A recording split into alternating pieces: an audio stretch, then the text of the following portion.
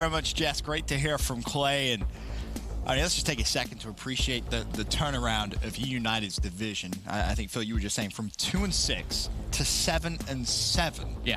And to guarantee that top 4 spot, they get to playoffs. They, of course, have a chance now to fight for $500,000. That's incredible. It is, and just to kind of show the sheer determination, never giving up, the fact that you have a player like Clay to kind of get that and push eUnited through this kind of tough times. And like you said, the haters, they fueled it. He feeds off of that, and he's a player who feeds off of Map 5's series like that into the pressure.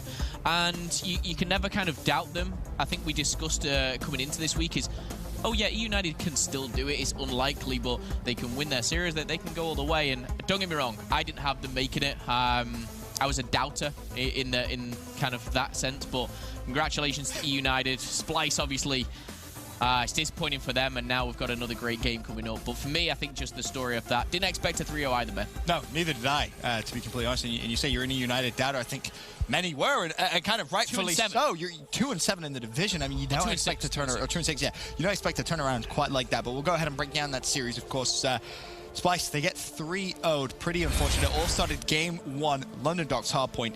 This a map we've seen both teams do miraculous things on going in chance, but when push came to shove, it was eUnited that took it home. And it was the miracles were in the hands of Silly and Clay. Like the entire game, they were just disgusting the entire time, getting the streaks early on, putting up monster numbers. They were incredible, right? And then I think you see Persini has a slow start, and you talk about the haters for eUnited. He has been catching a lot of flack. He turns his game around as well, and at some point earns score streaks as well. So ultimately, I think the situation for eUnited, you get 3 sets of score streaks. Even if Splyce plays a couple hills a little bit better, it's just going to put you over the edge. And when you're in a series like this with so much on the line, and you have such a close game, 250 to 209, but it was so back and forth, that's one of those where you win the map and you get so hyped up and riled up for the rest of the series, and if you lose, it's just like, oh, we're down again. And I think Splyce is much like eUnited in the fact that they get a map 1 under their belt, they get fired up, but eUnited had it, Splyce didn't. And then we go to the S&D, but I've got to say, like Chance said, Silly for me. The first 5 minutes of that, incredible stuff. That's not what you usually see from Silly. It was a way to step up for him, that's for sure. Double 40s on the scoreboard for eUnited. They go 1-0 up in the series. Then, of course, we head over to the Search and Destroy. And this was just a nail-biter. It really was, Chance. It felt like this is a game that kind of decided the series. It puts them up 2-0. It murders any momentum that Splyce was trying to put back together because they go up, what, 5-3, a lot of opportunities. But ultimately, yeah, Persini, I think you got to give just massive props to him. He played incredibly well pretty much the entire time. Of course, very back-and-forth game, but like we even saw that last round, that clip of Persini flying out, and he gets 1 kill, makes the other player 1 shot. That gives his team the situation for the 1v1. You just have to put an extra bullet into him. The number of first bloods Persini gets, the number of 2 pieces he pulls off. He played like an absolute monster. He was absolutely the cornerstone of the team, on top of solid performances all the way around. And let's not forget, Splyce were 5-3 up. Yeah. In that Search and Destroy. And I kind of said about the first map about, you know, winning it, getting some momentum, getting hyped up.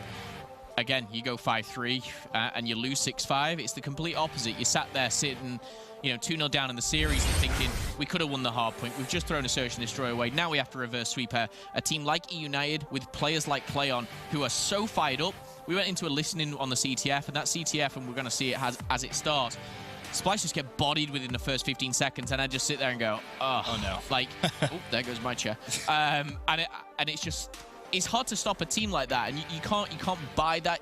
You can't buy that hype. You can't get it. The only way you feed off of it is by getting those close victories, those comebacks like 5-3 wins. It's crazy to see.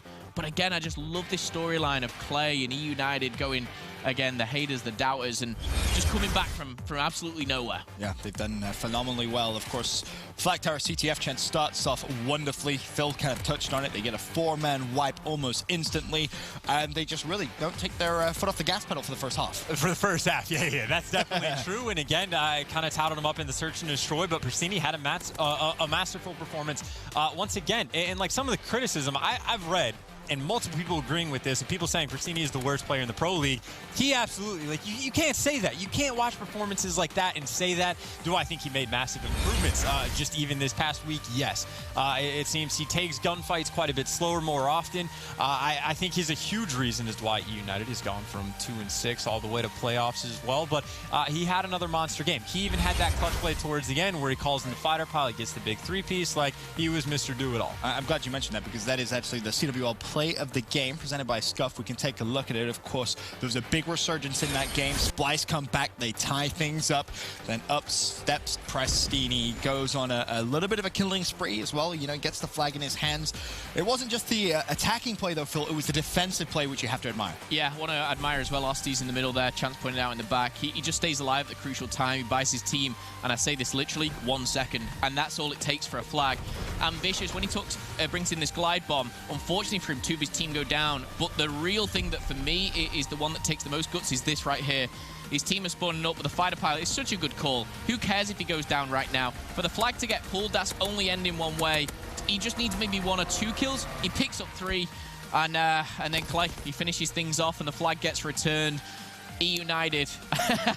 And Clay standing up, throwing up the 3-0 signs, and you know what? You just got to give all the credit to eUnited, and I honestly think that they do deserve to be in the playoffs. I genuinely do. It's funny you mentioned seconds, right? Because as soon as you see him pull out the glide bomb, he readjusts, right? Gets his positioning, pulls out the fighter pilot. Player from Splyce kills him as soon as he actually gets into the fighter.